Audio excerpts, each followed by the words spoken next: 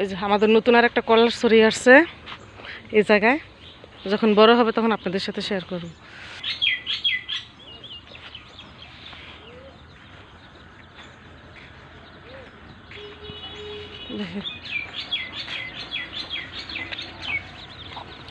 এই যে এখানে একটা মিষ্টি কুমড়া হয়েছে, এটা হাইব্রিড মিষ্টি কুমড়া গাছ। এই এপাশে দিয়েছে দেশি, ওই যে ওই পাশে আর একটা লাগাইছি ওটাও দেশি, আর এই যে এটা হচ্ছে হাইব্রিড।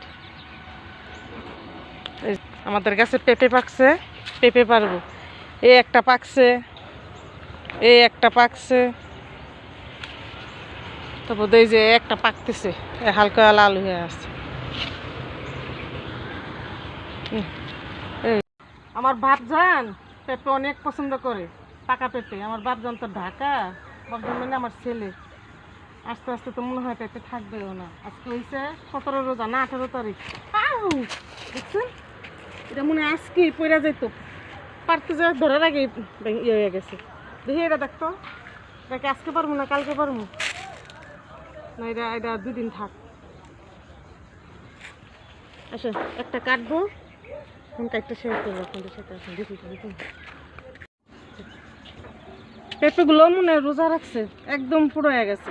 দেখি কাটলে বলা যাবে কি অবস্থা। বিসমিল্লাহ। আল্লাহ, পেঁপেগুলো উপর দিয়ে পাই কেমনে পুরো হয়ে গেছে, ভিতর দিয়ে যে কালার কিরকম যেন।